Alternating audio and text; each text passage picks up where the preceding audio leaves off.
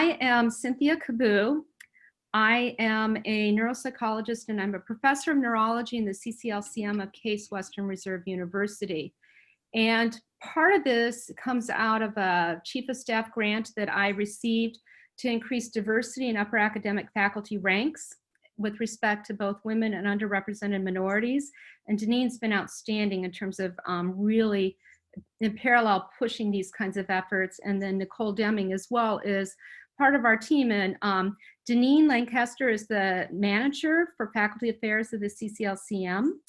And Nicole Deming is the assistant professor and assistant dean of faculty affairs and human resources at Case's School of Medicine. In addition to this being a clear passion of mine, I have also served on the Cleveland Clinic Promotions Committee for several years and had the privilege of serving on the School of Medicine Promotions Committee for the past 3 years and was co-chair last year. So I think the lens that I provide is that I've reviewed many promotion applications, and I kind of know what the reviewers are looking for, and I can provide advice at this point, since I'm no longer co-chair, in terms of how to think a little bit about your personal statements and arranging your CV and making the reviewers' jobs as easy as possible so that you're successful in your promotion. Something I firmly believe is that all of us are extremely talented. I'm continually impressed by the talent of all of our staff, and I firmly believe that your academic title should reflect your CV. And all of you have outstanding CVs, and the issue is, how do you kind of demonstrate that to the review committee, and how do you kind of understand what the process is and how to move forward? And I think that, as Nicole will say, promotion is a good thing. So what I'm going to do is just advance this, and you're going to see an idea of my messy screen here, but I'm going to highlight a video that we did that really illustrates why we think promotion is a good thing. And hopefully you can hear this. If you can't, let me know. I had gotten into medicine to become an academic physician. There's a hierarchy and there's a respect for titles. And to me, an academic title went without saying. I think titles matter, and I've been asked to be a part of many national and international committees because of the title of professor. My department chair and institute chair had been encouraging me, so now my title carries more of a mid-career weight. There are multiple benefits when people have this academic appointment. First of all, is the pride of belonging to the faculty for the medical school. Number two is the academic prestige, is the recognition you have outside of the Cleveland Clinic. It is a big deal nationally.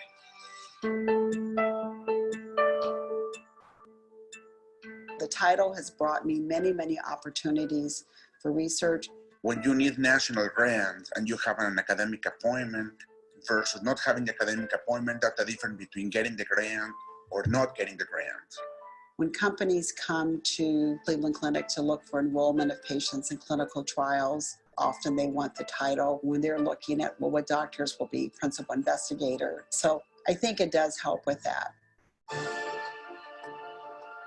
We are a training institution. So I think it's important for our students and residents to see us going to that next level, especially with more women being in medical school classes now.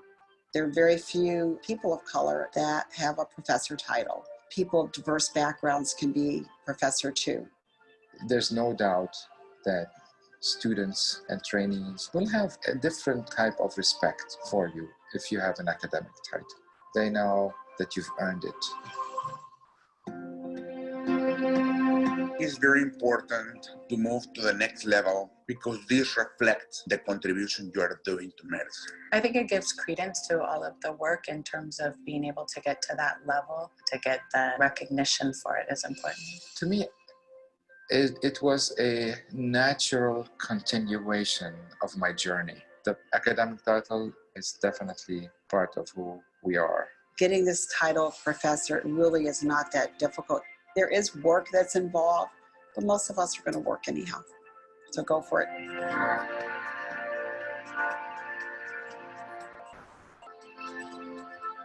Fantastic.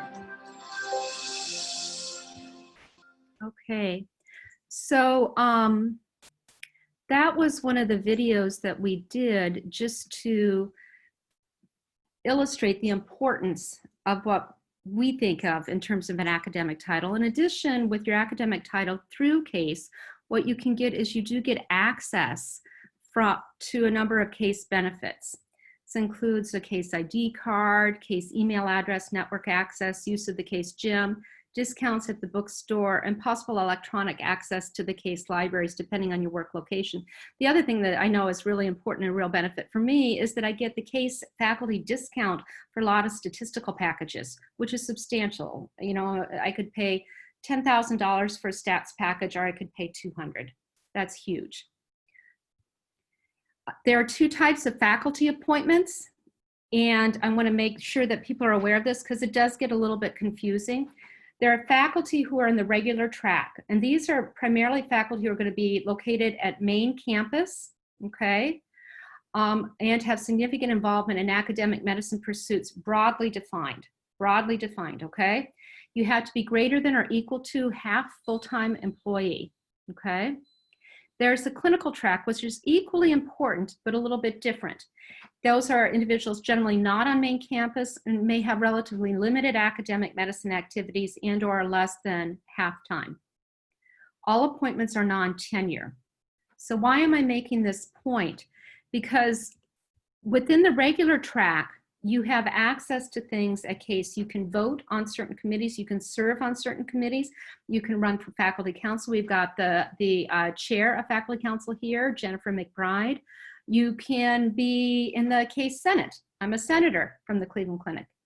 And so you can participate in these things. You can vote for bylaws. There are a number of very important bylaws coming up, amendments to the bylaws that we need everybody on our campus to vote in favor of, most of them because they're critically important to increasing engagement in faculty across the city. So there are differences between the regular track and the clinical track in terms of your ability to participate in activities associated with CASE. As I said, there are regular track ranks, and I think that we're primarily focusing on those, but we can address the clinical assistant professor and associate professor as well. You've got the assistant professor. This is a promotion workshop, so we're assuming that most of you are looking to be promoted to associate professor. Our professor, as I said, allows you to vote on CASE School of Medicine issues, and your voice is heard and important. Just as an aside, the Cleveland Clinic faculty represent approximately a third, if not slightly more, than all the faculty in the School of Medicine, at least per the figures from a couple of years ago. So our vote does matter. What I'm going to do is I'm going to turn this over now to Deneen, and then my primary role is to help address any questions that may come up in the Q&A. So I'm going to mute and have her take it over.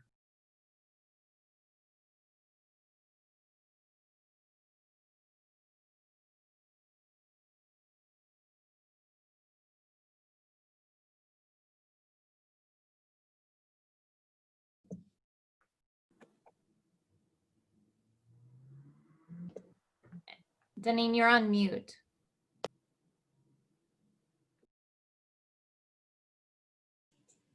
Can everybody see my screen? We can, but it's like amplified, so we just see track ranks and that's it. Okay, let me. It looks okay to me. Oh, Okay. okay. Well, give me 1 second.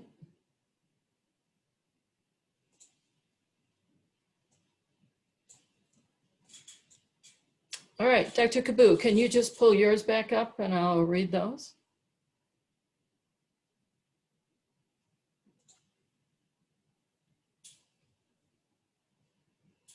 Hold on.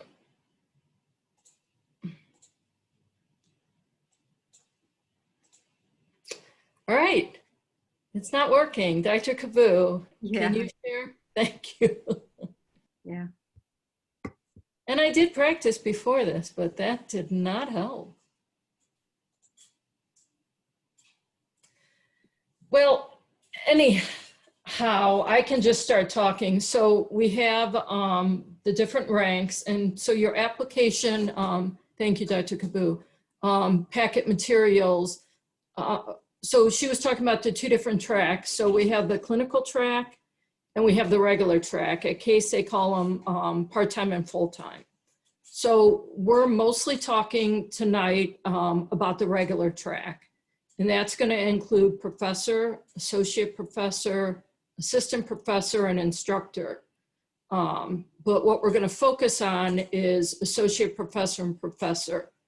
And for those ranks, you need your CV in our CCLCM template. So you will, we have it on our website. If any of you want to go there and look, or you can email me and I'll help you with it. We also, you will need a personal statement. And if you're applying for a new appointment to associate professor or professor, it's a 2-page personal statement. But if you are going for promotion, they allow you 3 pages. A teaching portfolio. It's only mandatory for those that are picking teaching as their primary area of excellence. But what's been happening in the last few years is everybody needs a secondary area of excellence, and a lot of people have that as teaching. So they've been choosing to do a teaching portfolio. It doesn't need to be incredibly extensive. Some people are turning in between like 3 and 6 pages, but it really helps cement how much they care about teaching and how they make it a priority. You'll also need your chair's support. So I usually suggest that it's your chair that you do your APR with. They will write a nomination letter, and our instructions will tell you what they should focus on. And then you're going to also put in names of referees. So what I always tell people is it's best to open your application first rather than gather everything and try to put it in it later. It just makes a lot more sense when you go to the college portal, open your application for promotion, and then start putting everything in. So you're going to need colleague names, trainee names, and external referees. Next slide. So the submission, I think you missed one there. If you could go back one. Submission deadlines. So if you're in the regular track and you're going for a promotion, that means you're an assistant professor and you want to move up to associate, or you're an associate professor and you want to move up to professor. We have 1 yearly deadline, and that's January 31st of every year. If it turns out that you're going for a new appointment, maybe you're currently in the clinical track and you think you're ready for associate professor, that is going to be a new appointment. And for those types of appointments or someone new coming to the clinic, there are no deadlines. So you can feel free to submit anytime you want. All right, so going for promotion, an example of associate professor or professor, it does take about 1.5 years. And, you know, a lot of people will say to me, well, Deneen, if I turn it in quicker, it'll be done quicker, right? And I say, no, it will not. So they all follow the same timeline. So the due date for CCLCM, which is different than for CASE, is January 31st. So you have to have your application in then. During the spring and summer, I will start working on getting your letters from your referees. If there's anything I need from you, like you didn't put in your CV right, or your promotion letter is 5 pages, your personal statement is 5 pages long and we only accept 3, I'll be letting you know. And so during the spring and summer, I gather everything I need, and when there's an opening on the agenda and your application's ready, I'll put you on for the CCLCM CAP. So that's our Committee on Appointments and Promotions. You'll be reviewed there, and if they approve you, then in the fall, I will send your application to CASE. So then during the fall, winter, and winter of year 2 is when CASE will start voting on your applications with their CAPT committee, which is the Committee on Appointments and Promotions and Tenure. And we don't have tenure here, but CASE does. So that committee votes on all types of applications in the regular track, and they will vote. And if you're approved, then during the spring, you know, all these people have to approve it. That's why it takes so long. The CASE dean, the provost, the president, and the board of trustees. So the board of trustees does not vote till June of the year after the second year. And then if everything goes well, July 1st of the next year, your title will become permanent and effective. So that means if you submit by January 31st of 2021, so this coming January, you could actually be approved and have the title July 1st of 2022. So you're gonna spend that time anyhow, you know how time flies. Why not just, like Dr. Kaboo said, get credit for what you're already doing and put in an application. Is there another one? That's it. All right. So we are going to move to Nicole Deming. She is a wonderful resource. If you have any questions and I'm unable to answer them, she is the person I'm going to go to. So Nicole, if you're ready, you can share your screen. All right, there we go. All right. And I will apologize. There may be a vacuuming toddler in my background, but we'll deal with that as we go. So I am delighted to have the opportunity to speak with all of you, and thank you so much for the invitation.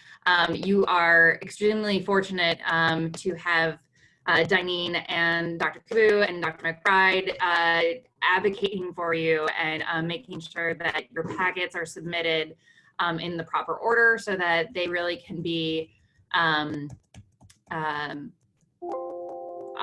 track and ready to go when they get to my office. I'll just say, as Cynthia kind of talked about, promotion is a good thing. This is not something to fear, not something that should have a cause of anxiety for you. This is a way that we as the university can recognize the incredible contributions you make to the institution, to the university, and to your field. Our promotion guidelines recognize external reputation. And so when you start to build your expertise and people notice you outside of the case family and outside of the Cuyahoga County and the surrounding areas, and then in your field, they're starting to reach out to you to give talks and to take leadership positions, that's really the type of evidence that is presented in the promotion packets that shows us you have reached that area of excellence, and then it's recognized either at a regional, national, or international level. And this is one way that we can acknowledge that, and it's kind of that external title for validating that this is what you have achieved. The presentation today is really going to focus on the last two academic ranks, to associate professor and to professor. However, we do have 5. Every faculty appointment must meet these qualifications. So if you are a part-time faculty, so if you have that clinical or adjunct in front of your title, you must have number 1, which means you are an expert in your field.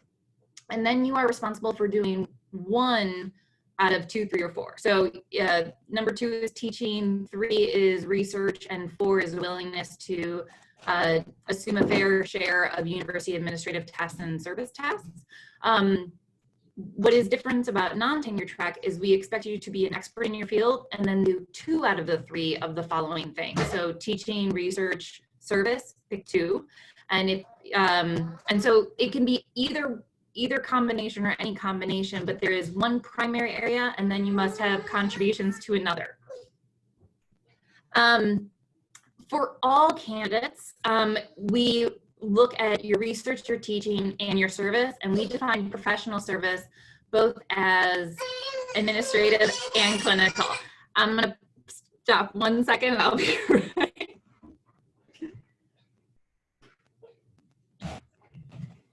How many of you ever been in this kind of situation before? I have, right? Oh, yes. Yes. Can everybody see Nicole's presentation? Yeah. Okay. If you can, you let me know. Excellent. So thank you for bearing with me. Again, it's been some unique challenges with COVID, and on top of that, my normal babysitter broke their foot. So we just keep rolling with the punches. So for non-tenure track, if you identify your major strength in teaching or in clinical service, You as a faculty member must present evidence of recognition at a regional level, and we define that as beyond Cuyahoga and the contiguous counties. So it's beyond that area. It's more Ohio, Midwest, and it can have a emerging national reputation, but if you're on that cusp, that's really the standard that we're looking for. And then if you are being considered for promotion to the rank of professor, you need to establish a national reputation. And again, this is in teaching or for your clinical work. For teaching, Diane mentioned this a bit, that this is something that you are required to create a teaching portfolio. This is not a comprehensive teaching portfolio that includes everything you have ever done since you were in residency or an undergraduate student. What this is it's 25 pages max, and I have seen educators that have 30 years of experiences that submit 12 pages, and they're phenomenal. So what this includes is a description of how you teach and why you teach the way you do. This is your teaching philosophy. It should talk about your personal development. Why have you made the decisions along the way to change the way you teach, and why, you know, how you respond to feedback, and what drives you to kind of teach the way you do, and why are you in academic medicine?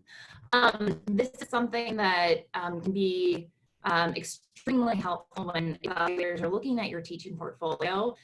It also is very clear to individuals that you are developing as a educator. This is not a stagnant thing. No one should be doing the same presentation they did 20 years ago. It just, even if the discipline has stayed the same, which again, being in science and medicine, I don't think that could ever be the case. Our learners have evolved and changed in technology. So this teaching philosophy is a wonderful opportunity to get into this in more detail that is not always available to you in your personal statement to the extent that you want to, because you have to cover all three aspects. A teaching inventory is not just copying and pasting your CV and saying this is what I do. You can group it so it makes sense to your evaluators about, I might teach in a pipeline, and so here are my students that started in high school, and then they worked with me in a lab. And after that, we ended up going, you know, they succeeded by going into this program, and you're tracking them, you're involved with them. It could be talking about different kinds of teaching. So I could say that, you know, my areas of teaching could involve bioethics, but it could also be about genetics or living organ donation. So that may be a better way to organize it. There is not one size fits all for a teaching portfolio. It's how you can organize it to make sense to the evaluators, that talks about the highlights and really helps us understand everything that you do. Important teaching contributions, again, not a copy and paste. Really, this is where if you had been asked to all of a sudden transition your evaluation for the residency program because you're now doing competencies, and can you do that in 2 months? And you did it. How did that happen, right? What were the challenges? What were the successes? Have other departments actually modeled this? Have you worked with other institutions? Really highlight some of those and getting into the details to help us understand the hurdles and also the successes that you have run into during your teaching. And then evaluations and awards.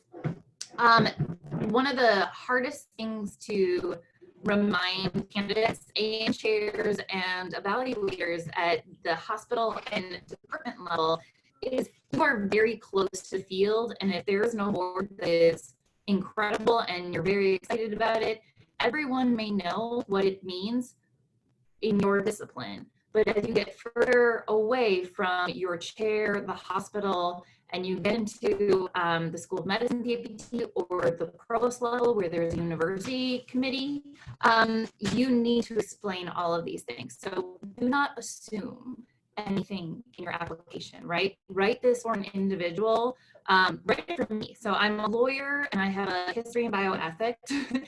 I'm not gonna know what the awards mean, right? I'm not gonna know those unique challenges or what the best journals are. You need to tell me what it is. Just, you know, I do not get a vote. I get to have the privilege of reading all of these and participating as the administrator for the CMT, but I don't get a vote.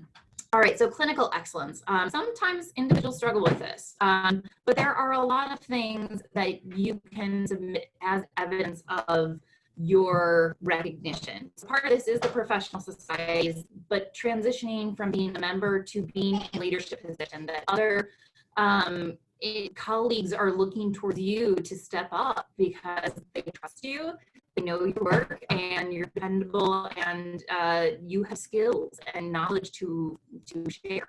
Obviously, invitations to present at academic medical centers on your clinical expertise. If you have developed new methods and other people are using it, that all needs to contribute. If you are getting referrals, if again, people have asked you to consult on different cases, your department chair or your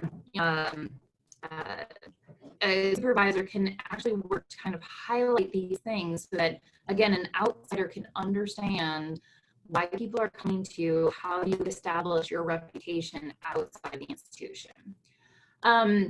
This is what Diane was talking about. In addition to your primary area of excellence that must meet that either regional, national, or international reputation, you must have evidence of acceptable contributions in one or two of the other areas. So again, if your teaching is your primary area, you need to do some area or contribution in research or service, and flip that around. If research is your primary area, you need to do either teaching or service as well. For research, these can be accomplishments either as an individual or as part of a team, but a team doesn't necessarily mean that you collaborated. What it means is that you are being sought out for your unique contribution. So it's because of your originality, creativity, indispensability. It's these descriptors to your contributions that make that team. So again, I'm a bioethicist, or I'm providing legal advice. It's not just like, well, we needed a lawyer, so you may do. It's, I'm sorry, you're an expert in this type of law, and so I sought you out and we wanted you as part of our team. In fact, I'm developing a reputation for that niche, for that contribution. So that's what we're talking about when we're talking about team research. For appointments and promotions to associate professor, if research is your primary area of excellence, the standard is that you must evidence a national level recognition. And then for promotion to professor, it's sustained excellence and enhanced reputation beyond what you have already achieved as an associate professor. Something that is good to remember is I just did a faculty orientation right before this. So this is welcoming faculty saying, thank you so much for choosing us. We're delighted to have you. By the way, when are you going to get promoted, right? We want you to think about what is the next step, not because there is a clock or there's pressure for you to do that, but we want you to be aware of what the criteria is, and then to be thoughtful about how that fits into your goals and your plans, and that it gets attention as you are making these contributions. So you're not all of a sudden looking at your Google Calendar 4 years ago and saying, I'm pretty sure I gave a lecture somewhere, and somehow it should be something that is continuous, not sporadic. And a good reminder is during your annual review, you should bring up, and I'm thinking about going for promotion in maybe 4 years or in 2 years, or I think I'm right, and I'd like you to evaluate this. Like, here's I know where the timeline is. Help me understand, what the next steps are, and work with me on formulating kind of my personal statement, or what do you see as the gaps in my CV that I can help? And again, this should be on your mind as something that you continually work on.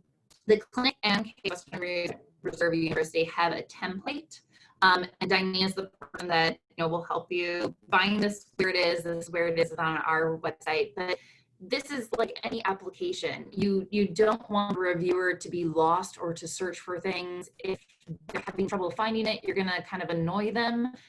We have a template, please use it. The reviewers are gonna expect to see certain kinds of contributions in different locations under headings.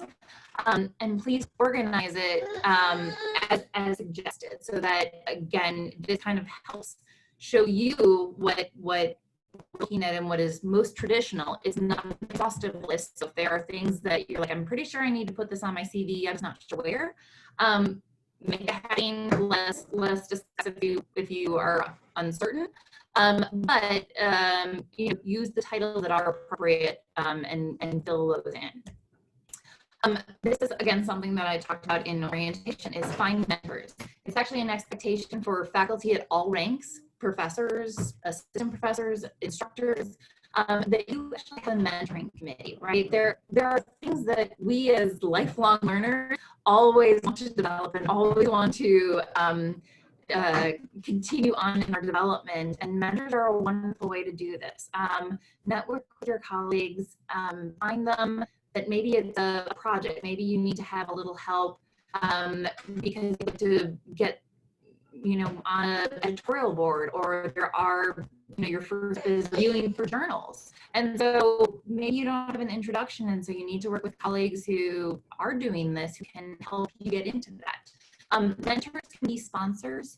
You can have peer mentors as well as the traditional model, but the key thing is identify what your needs are and then find those people that can help you meet those needs.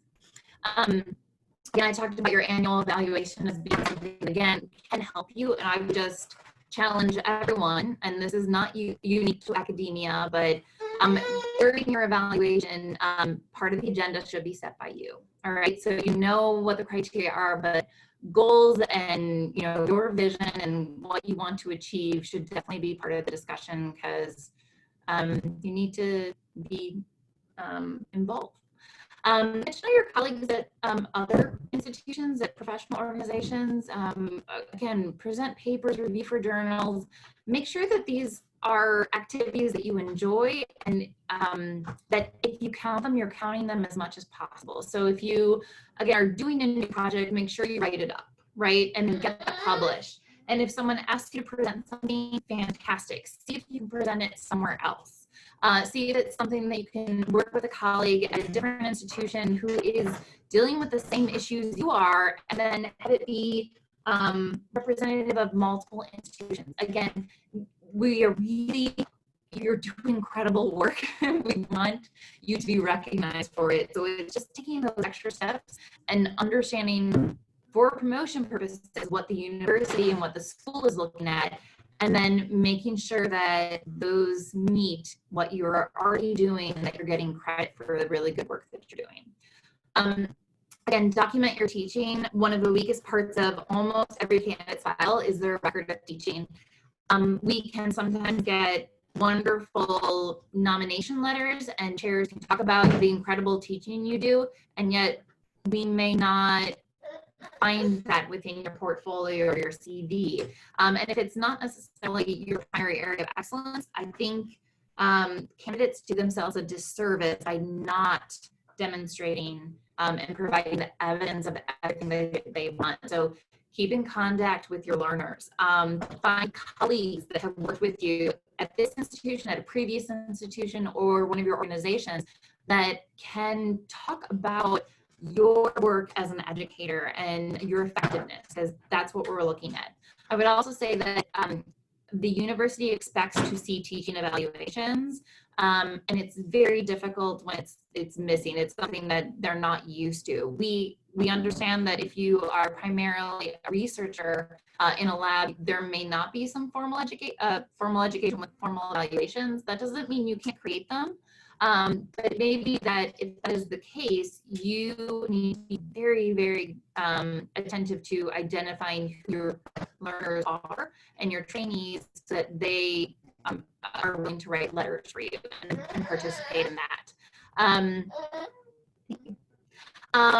A note of caution. So service contributions are important, but especially for junior faculty, you have to be careful about what you accept and why. And so I know I am not alone in having a meeting with a chair, or your chair, my chair, that said, Nicole, I need you to do this.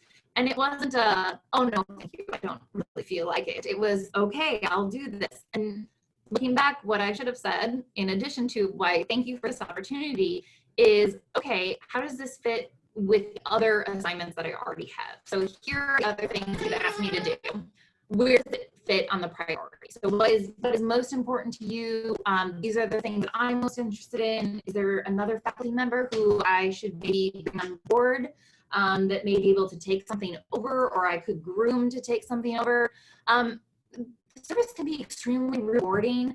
You, again, can meet a lot of colleagues that turn into mentors or turn into sponsors. So it can be very strategic, and it absolutely can be something that can reinforce and participate in the direction of the School of Medicine or the institution. I would just say, again, make sure this is something you do enjoy, that you find value in, and that there are colleagues that you enjoy. A summary, and then I know we have some chats, so I'm sorry, I'll get to those in just one second, but scholarship is key criteria for promotion. There is no single definition of scholarship that has ever been accepted by we, the faculty.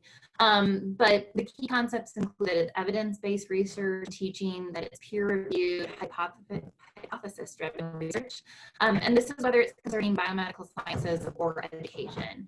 So if there are awards and they're peer-reviewed, let us know that. Make sure that that is clear in your personal statement, in your CV.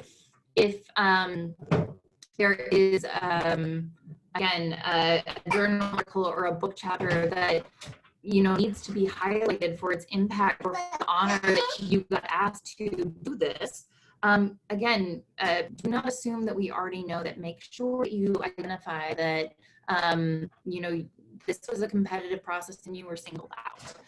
Try to make yourself indispensable, find that niche and role that no one else can play in your department and fill it. And then finally, you have a lot of resources.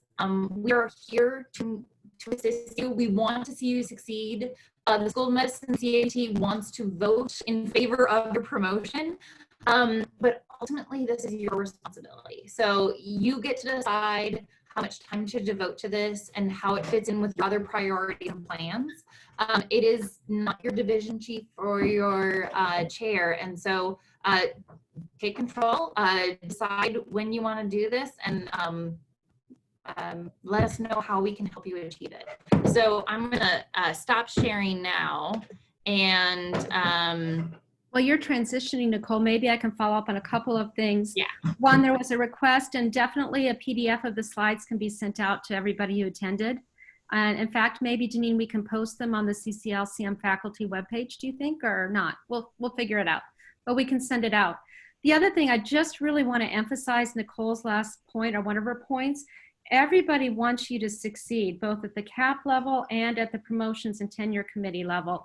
Having sat as chair of this, I can tell you that more than anything, I want an easy application that's well organized.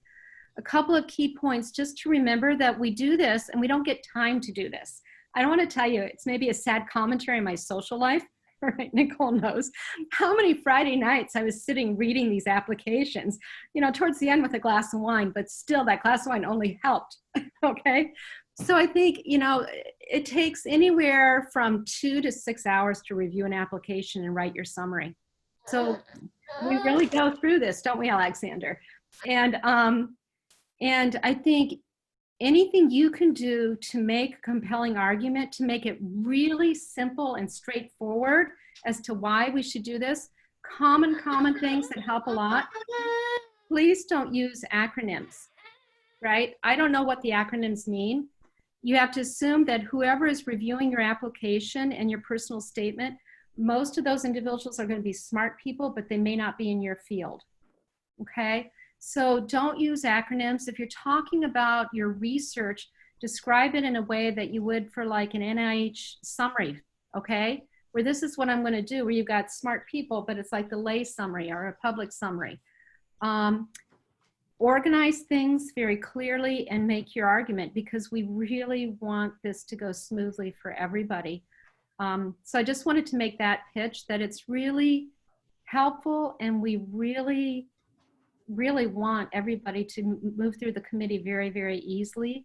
And we do look at quite a bit of things. If there's anything that's an irregularity, we will check that out. And so don't pad. That's not a good thing to pad. And I'm going to stop there, I think, and we'll see what questions are coming up. do we want to maybe do the questions through the chat? Because if we get so many on with the microphone, it can get kind of, Sure, it can, that sounds good. Right. I know Dr. Peterson mentioned about teaching, and you were answering her in the chat, Dr. Kaboo, but yeah, teaching is very broad. It could be CMEs, it could be, you know, at the bedside, it could be didactics, it could be M&M committees, it could be presentations at a society annual meeting. It's very broad. It could be teaching actual CCLCM or CWRU students in a classroom, but it doesn't necessarily have to be. yeah, it could be residents, it can be fellows, it can be, yeah, it can be faculty development, it can be anything. I think, post-grad, yeah. I think the other thing is there CV feedback. I think look at the template on the CCLCM. I think that's really well organized. It's different than how it was, but you want to follow that template. Nicole made that point as well as Deneen. External referees is a big question, but I'm going to drop to the next one, then we can spend more time on the external referees. If you are a chairman, who do you ask to write your chairman letter of support? I would probably have the institute chair maybe. Do you think, Deneen? The institute chair, and if you're the institute chair, then you're going to probably have Dr. Wiedemann write it. Yeah. So do we want to talk about these dreaded external letters of reference? I will Definitely. I will just kick it off and then pass it on. I think this is something that really is probably one of the most challenging things other than writing your personal statement. And the CCLCM now requires 16. Is that right, Deneen? What, oh, external referees, you have to put in 14 names, but 14. I'll tell you, sometimes they get up to over 30. Yeah, and so 14 names. So this is confusing. So external referees are people that you don't have a personal relationship with and that you have done a lot of extensive collaboration with. And they have to be at the professor level for the CCLCM, which is a little bit challenging sometimes to figure out. But I think don't just think about people in your specific area. For example, I am a neuropsychologist and I work with functional neurosurgeons. So I had neurosurgery people write for me, had neurologists, I had psychiatrists and neuropsychologists. So you can think broadly. But it is challenging to figure it out. But the committee will go through to see if you overlapped in training or if you worked at the same institution. The committee will look to see if you did co-publish. Was it like a really close collaboration or was it part of a multi-site center study where maybe that collaboration wasn't as strong? Once you get to be experts in the field, it's really hard not to know everybody who's an expert. And so you may overlap in professional circles. I think most of us think that's okay as long as there's not a clear professional relationship. And we do ask the external referees to clearly describe the relationship and if they meet the criteria for being an external referee. I don't know, Deneen or Nicole, if you want to chime in and I can keep an eye on. Yeah, it's so external referees are the hardest. I used to think putting your CV in the template was the hardest, but now that we updated it, it's a lot easier. So really the hardest is picking your external referees. Please go slowly and deliberately, read the instructions. I know they're long, but they're there because of all the people who picked inappropriately before you. So there's nothing worse than someone writing a 2-3 page letter and they started off with, you know, been to their son's birthday party. We wrote, you know, 5 chapters together because I'm the editor and I picked them and all that. There are obviously not arm's length. I get some that actually say they, you know, trained them when they were a fellow. That's not arm's length. And there's no expiration date. You know, a lot of people say, well, if I haven't worked on with them for 10 years, then now they're external again. No, unfortunately, that's not true. So please be very careful. If you take a Word document of your CV, do the filter for the search and find, I'm sorry, it's called find, and put in someone's name. You may not remember that you did a paper with them in 1987, but if you did, you should not be putting them down as an external referee. And unless, once again, it's a you know, it depends on the Yes. extent. Yeah. I think the other thing too is how do you identify these people? I think, and I think it's always an issue, like how do I ask somebody to write a letter for me? Well, I'm going to tell you here and now that as a professor and an associate professor, it's expected. That's part of my professional service. Right. And so don't be shy about that. Nicole often mentions too, I think she's busy with Alexander, is if you're at a professional meeting, give somebody your card who's maybe in your area and say, you know, I really admire your work. We have overlapping interests. I am considering going up for promotion. I may ask you to write a letter or something of this sort. And if they say no, they say no, but you know, it helps make that more personal connection. Right. And yeah, I'll just add that, sorry, I'm off video, but Yeah. for external referees, in addition to finding, you know, identifying individuals 3-4 years before you're going up for promotion, when you're at these conferences, you obviously do have colleagues that you collaborate with, and then asking them, do you have colleagues that you could recommend? So in other words, it may not be someone that you know, but it may be someone that is unknown to you, but like works with someone or is in the department with another colleague that you are familiar with. I will also say that you as a candidate are not allowed to, when you're going up for promotion, to reach out to the external referees directly. And once you've submitted those names to Dineen, you're not allowed to follow up with any referee, whether it's external or a trainee, whether or not they wrote the letter. And again, you know, some people are very well intended. So we've had candidates be like, could you just tell me who wrote? I'd like to write them thank you letters because I got promoted. And I'm like, that is a lovely thought. No, you don't get to know. So the provost says that these are confidential, and not only is the text of the letter confidential, it's confidential who wrote and who didn't write. And so I understand that there is frustration about that. You feel very removed, and it also feels like you're asking a burden on people that don't have any stake in your success. But that's actually the reason that we choose them, is because they don't have a stake in your success. So they're going to give that objective review. At least that is the thought behind those external referees and our definition of the arm's length referee. I will do one other caveat for individuals who are part of papers that involve like 30, 50, 200 authors. Let us know, because if you are a co-author with that individual under that circumstance, the provost does provide an exception. And so that would not be a disqualification for an external referee. But when you give that name to Dineen, she needs to mark that and say, this is someone that despite having a publication, they never were collaborators. It was a huge project. And so this meets the definition of an external referee. So we know that, because again, if we do that search and it comes up as a co-author, we want to make sure that we understand it. All right. There's some good questions here. I'm just going to jump around a little bit, but can you apply to full professor from assistant professor? You can, if you're a clinical assistant professor, you can in the regular track. That's the only way, right? Right. Yes. Yeah. And then you can't skip like that. You just, if you don't have anything, you can apply for whatever is appropriate. But once you get in at assistant, you have to go to associate, and then you have to go to professor. In the regular track. Right. And right. I will say again, there's no set time between promotions. It's not like, I'm sorry, unless it's been 6 years, you can't go up again. But just know that the focus from promotion to promotion, or from appointment to promotion, is that time in between. So obviously your reputation builds year after year upon itself.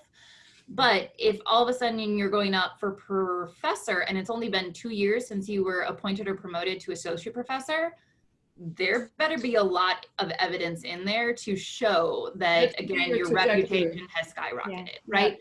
That's exactly it. And I think that that's an important point to make. And furthermore, when we're reviewing applications, we look from your last promotion or your last appointment. So you may have had 50 gazillion articles before you appointed associate professor. If you only have 2 now, unless there's a lot of other compelling evidence to show that your academic reputation's gone like this, that's not going to look like that's that same trajectory. Like Nicole said, you're kind of looking at things like that. That said, you know, it's not a linear line for most of us. Real life interferes now and then, and so there can be some plateaus, but that general trend should be up. So looking at the chat, I would say that the rules for Cleveland Clinic in Florida are the same. The academics all go through the same process. And then, yes, the timeline is not the same for an appointment. Only the promotions take that long. And that's just because I will say we start, our committee at the school level starts Labor Day, and then we finish, December and January, but they go into the provost's office. And again, my office doesn't know until we get the resolution from the Board of Trustees in June. And it could be June 7th, it could be June 28th. and all of those promotions are effective July 1st. So again, we're always working on how to evolve and improve this process. So I will say that there are efforts to do, senior level promotions twice a year, and to more like a study section with external referees after, 5 or 10 years. If you haven't collaborated with them, they could qualify as an external referee.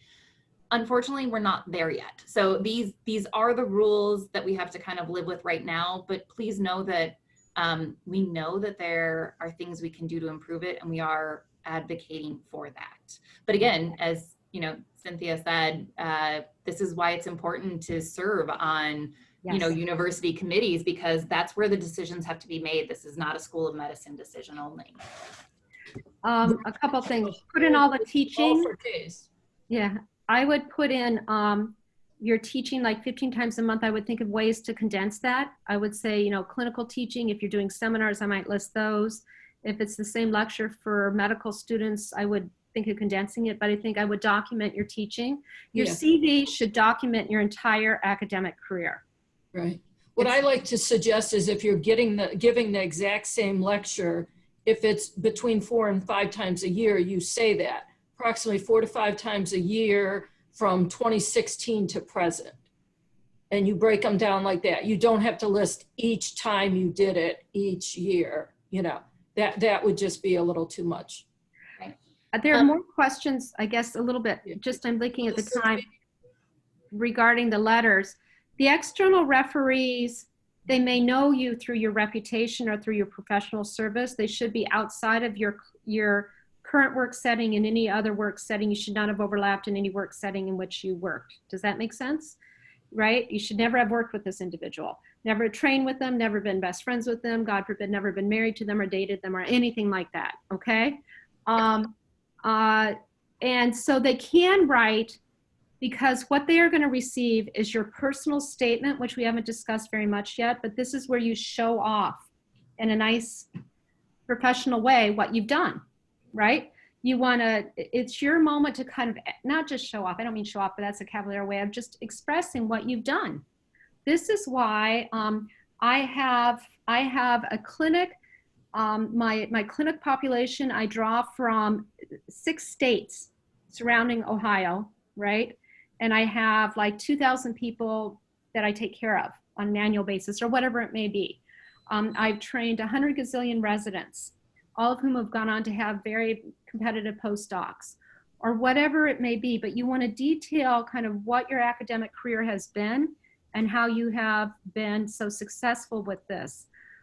So your letter writers, all of them, except I don't know if the trainees do, just the external referees get a copy of your CV and they get your personal statement. And they base their evaluation on that, as well as their knowledge of you in terms of your reputation, whether it be regional or national or international. All right. For this, right. Some of the other questions that are coming in is we ask you for more external names than are required. We actually need 6 letters to be written for your packet to be complete. But again, people are busy, so sometimes they aren't unable to do it, and that's why we ask for more than just 6 names. The other thing is an external referee can be from an institution that you graduated from, but not while you were there. So if again someone came in 5 years after you graduated, again I would make that very clear that you have no overlap with them. They can be from Northeast Ohio, because again people move around. So this person you know, could end up here. But again, if they are not at any of, you know, if they don't have a case faculty appointment, so anyone that is at the Cleveland Clinic, anyone at Metro, anyone at UH, anyone at the VA is not external because their faculty appointments are at case. But beyond that, that's fine. And then for colleague and for trainees, they don't have to be current. They can be former, they can be from past institutions, they can be from different countries. You should look at, you know, trying to find people that can give a well-rounded account of your contribution. So it shouldn't necessarily be everyone from the same institution or from the same type of teaching. You should find colleagues from your past institution and your current, and maybe trainees that have, you know, gone into industry, yeah, or gone into different fields. I mean, whatever it is, this is again something that you can really do. And for the clinic, yes, you do require them to be full professors. Yes. I think in terms of number of publications, this gets to be really tricky because that's probably one of the easiest things to count, but it's not the thing that necessarily counts the most, right? And so I think there are other ways of demonstrating scholarship. I think particularly within education, I remember one application I was incredibly impressed with. And this individual had publications, but relatively modest compared to like some other people, but she was an educator and she had developed video content that was out there that was widely used across the nation. So there are different ways of demonstrating your commitment to academic excellence and academic medicine. So I think I would keep open to that. And also in terms of access to trainees, if you're giving a CME or anything like that, what you can do is you can ask for the evaluations and include them in your application packet, right? Every time I give a talk or grand rounds, you're going to have that. If I give a national talk and it's a C, I want to get the evaluations and I can post those. And you can also have colleagues. It doesn't have to necessarily be trainees. Some of these applications will have colleagues that comment on your teaching ability because they've seen you at national presentations or courses. Right. For the CV, somebody was asking, CV was different 4 to 5 years ago. So it was, there was some, so you can use your old one if you have it. We prefer the new one, but you're allowed to use it. You just need to review the new one and add any subsections that are not on your old one. So the old one used to say presentations and you'd list the whole, all the presentations. Now it needs to be broken down into international, national, regional, which means Midwest, or local. And of course, if you know, if you moved here recently or you used to have a different regional, that still counts. You know, if you came from Massachusetts and you have regional talks from outside Massachusetts, then you can keep those under regional. Let me explain it more. So when we say local, we mean the Cleveland, Northeast Ohio area. If you used to be in Boston, then that would be the area around Boston. When we say regional Midwest, for here, we mean, you know, Indiana, West Virginia, Pennsylvania, Michigan. You can't say regional and have it in Cleveland unless it was a regional presentation, unless they did decide we're not going to be in Columbus this year or Indianapolis, we're going to Cleveland. But you have to differentiate. You can't be called back to your alma mater and say that was a national or international presentation, because you used to go there and they called you back because you're an alumni.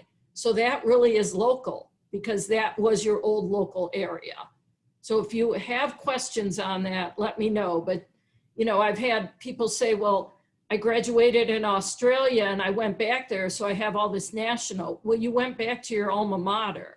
So that isn't international. That was just going back to local for you. Right.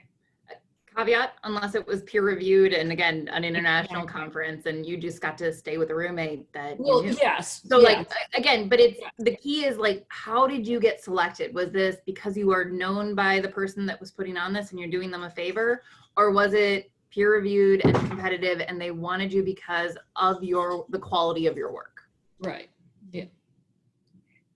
I think too, just looking to see, I don't see more questions. I think we've addressed most of them, but I think at least in academic medicine, what I have found, it's often easier to establish a national reputation than a regional because there are more opportunities to serve at national level than regional beyond kind of the state, you know, and so I would take advantage of those opportunities and I would not necessarily wait for somebody to ask. If you're more junior, I would volunteer. If there are opportunities, I'd volunteer. And that's how you get your name known. And that's how you get to know these people who are going to be eventually writing letters for you. Right. Somebody asked about the CV Builder automatic. I would not suggest you use that. We still have it. Yeah, please don't use it. Is there someone to check your CV?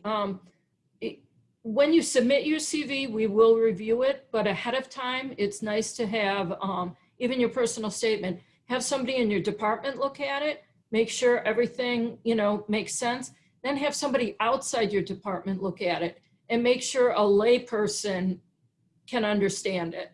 Again, like Dr. Kaboo said, don't have acronyms all over the place, you know, make it so somebody, if you're in psychology, somebody in basic science can understand it. If you're in cardiology, make sure that somebody in geriatrics can understand it. You just never know who's going to be reviewing it. Right. I think, and related to that, sorry, Nicole, is that I collected a name of about 10 to 15, maybe up to 20 people who served on the CCLCM promotions committee who are more than willing to review this information and provide feedback. Right. And I will also say, keep an eye out for workshops. So there are a number of organizations. We have a Academy of Educators. There is it's called CAMEL.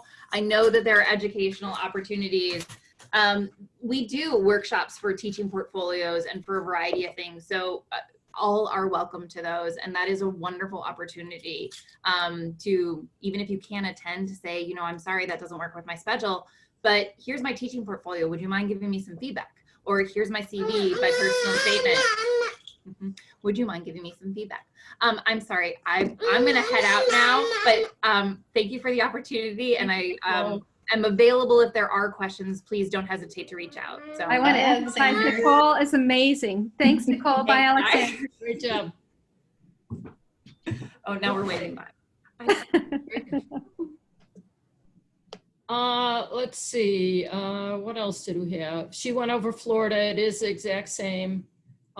Sometimes with people in Florida, we'll get, you have to decide, you can't have 2 full-time appointments. So say you're in Florida, I think they have a Ross University down there, and you're an associate professor there. Then you can't be an associate professor with CCLCM.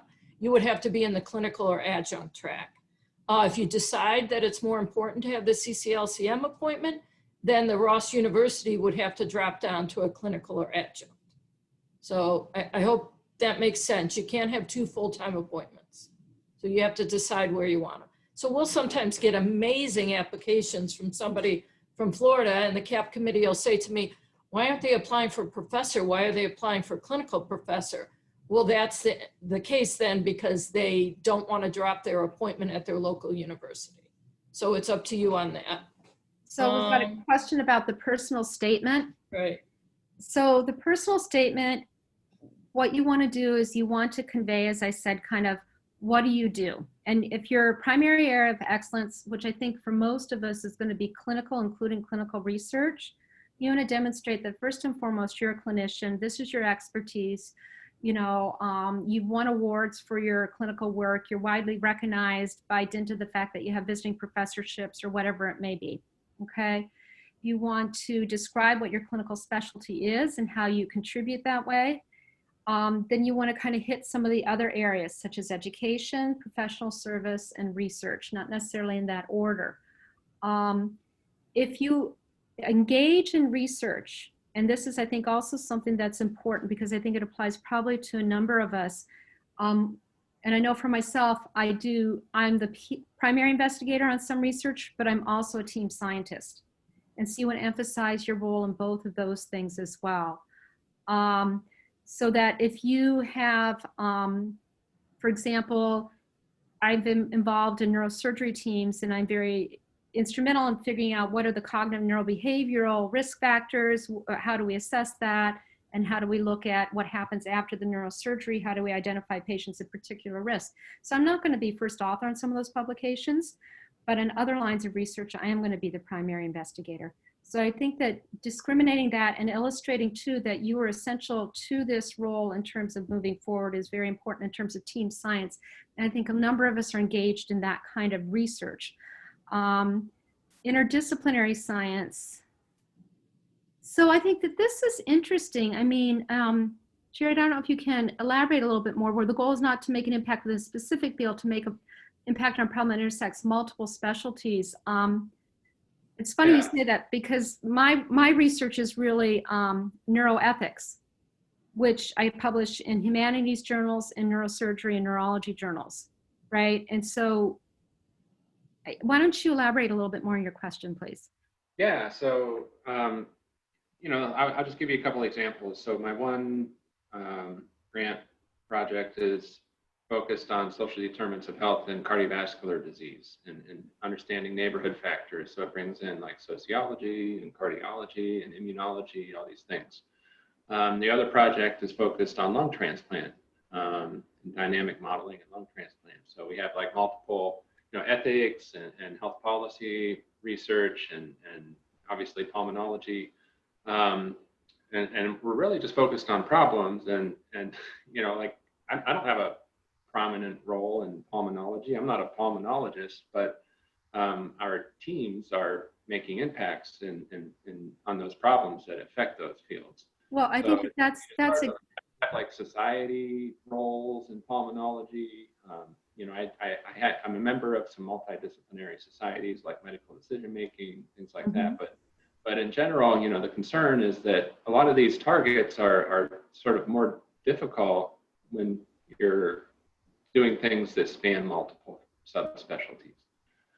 So I think that that's interesting because when you're telling me that, I'm already intrigued in terms of learning about this. So in terms of like, so what you want to do is maybe emphasize your key role across some of these seemingly disparate research studies, but illustrate the commonality in the theme, which may be pulling data together, which may be solving problems, which may be social determinants of health, and how you are essential in that way.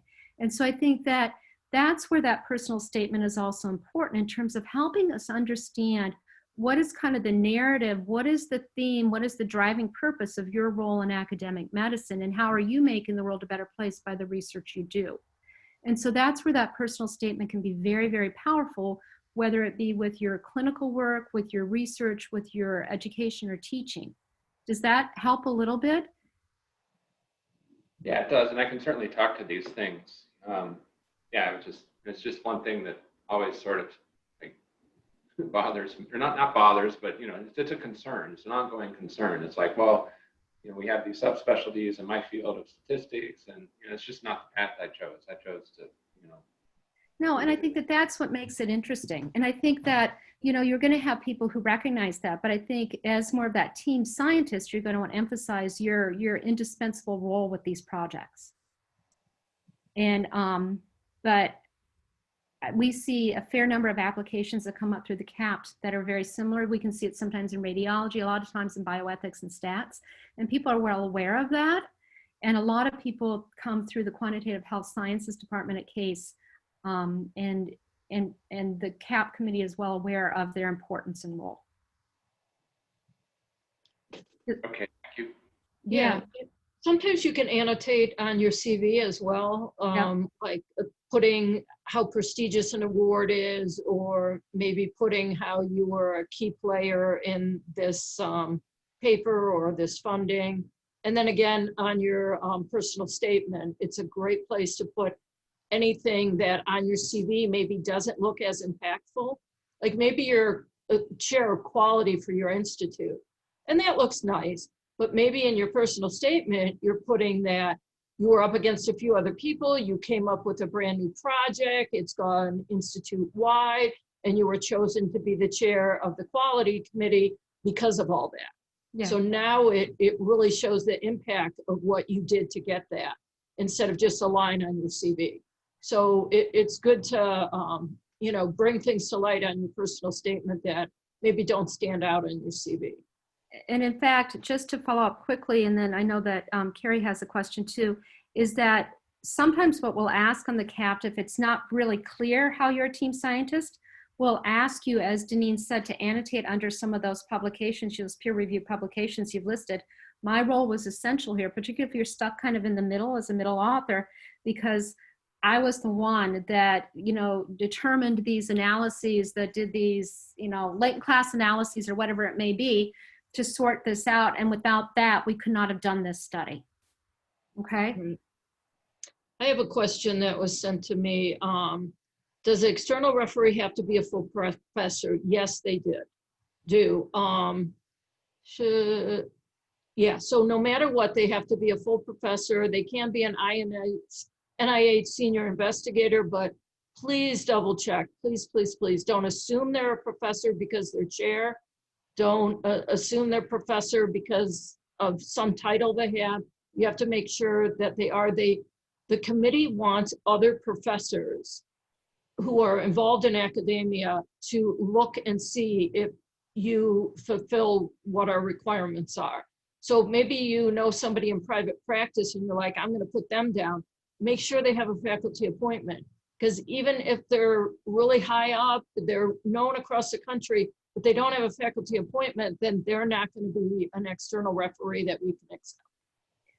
And Carrie, publications you get between the time you apply in January and your application is reviewed, if you give them to Deneen and you update your CV, sometimes we'll get updated CVs. At least we did on the CAT. Right. So what you're going to do is most of the items you put in when you hit submit, you can't change, but you can change your CV, and we encourage you to. So anytime you have updates on your CV, put a new version in, hit the use button by it. Anytime I need a CV, that's the one I'm going to use. And then right now for the promotions I'm doing this year, I'm asking for updated CVs before I send the application to case. Now, once it gets to case, if you just have a few small things, we're not going to send it. But if you have like a big paper or a presentation and it's, you know, really stands out, we're not going to send a new one to case if you taught residents one more time, you know, or something like that. But if you have some good items that are new, then we will forward it to case. You send it to me and I'll take care of getting it to them. What else? So yeah, you know, you're going for a reputation, and the way to get a reputation is, you know, Dr. Dalton was saying his job is to be a part of a lot of different specialties. But in general, most people should stick to one or two things, because it's hard to be known nationally if you're, you know, researching on so many different topics or areas. So you have to maybe decide more and be picky. If someone says, can you be on this committee? And you think, okay, I'm studying pediatric cardiac issues and transplants, and they want me to be on this committee that doesn't even relate to my specialty or what I'm going for, trying to make my reputation, then you might have to say no. You ask a junior colleague, maybe they would like to take that spot. And then you say, well, I can't do that, but please keep me in mind for these other items, because that will really build up my reputation, and that's what I'm looking for. Because you only have so much time in the day or the year, right? So you have to be a little picky what you're agreeing to do. That makes sense. As much as you can. Yes. You know, a friend told me there's always a big pile of manure in every center, and everybody has to take their turn shoveling it now and then. Right, right. So, but I'm wondering, I'm getting a little bit punchy here. So we need to figure out how we can get the slide deck to everybody. Can we get a list of everybody from the Zoom? Or do you want people to send you or Lizzie an email to get a PDF of the slide deck? Yeah, I guess, how about everybody that accepted the meeting, I'm gonna send it to you. That sounds good. If you didn't hit accept when I sent you the meeting invite, then email me that you want me to send you stuff. I do want to let everybody know that on our website, you can look up what rank you are. So if you're currently a clinical assistant professor, we were giving those out automatically in the past. We're not doing that anymore. And you want to apply for, say, associate professor, that's a new appointment. You do not have to apply for promotion. Actually, when you go in to start the application, only the types of applications you're allowed to do will list. So if you're currently an assistant professor, it's only going to list a promotion to associate professor, because that's what's available for you. Is the timeline the same for a new promotion? No. Well, there are no new promotions. So if you're an assistant professor going to associate, or an associate going to full professor, it's always January 31st, and it always takes a year and a half. If you're a new appointment, then you get a little break. It could take a year or 14 months.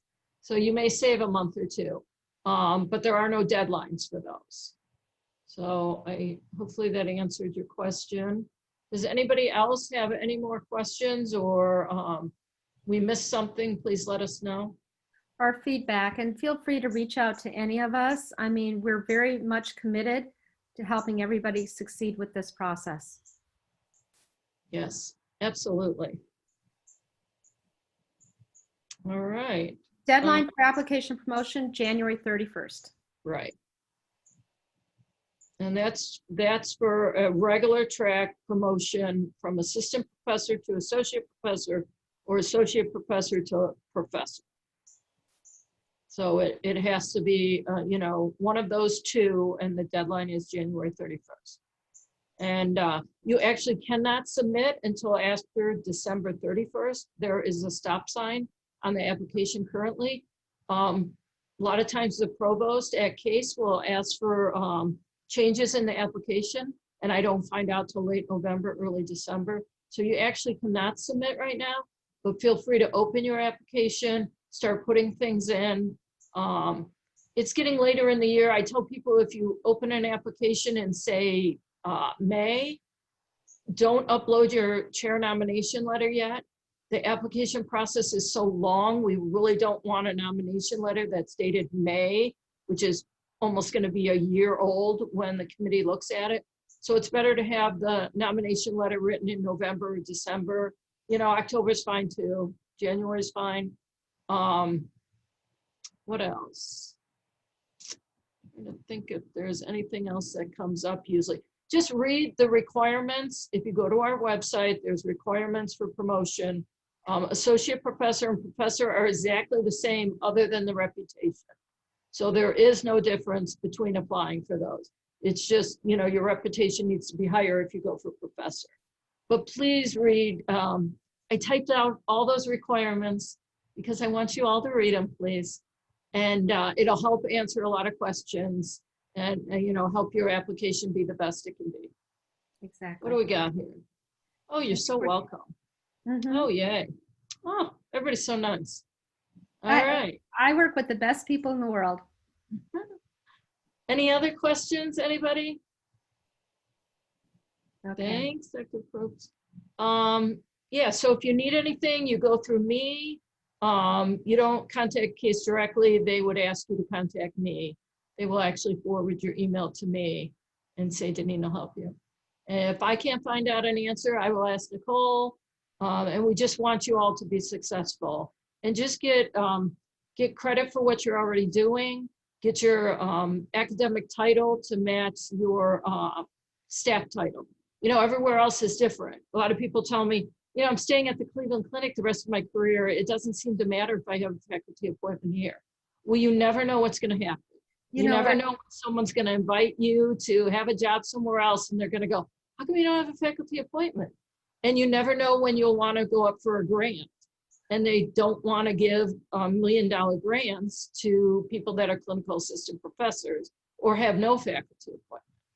And actually, I just got an email from somebody who used to be at the clinic. They did not apply for an appointment. They could have got assistant professor because that's entry level. And where they're at now in New York, they were questioning why they never had a faculty appointment and was wondering, what was wrong with them. And so I had to write a letter saying if they had applied for assistant professor, they would have gotten it because it's our entry level position. Just to prove to them there was, nothing wrong with him, why he didn't have one when he was here. So it really is important to get one. Yep. All right. What Excellent. else? Okay. We have another, if anybody misses this, I'm gonna, We have one in December. I'll email you the link for this too when I email you the documents, but we have another one December 4th. I think so. Yeah. Same, same bad channel, but same bad time. No RSV required. We're just glad.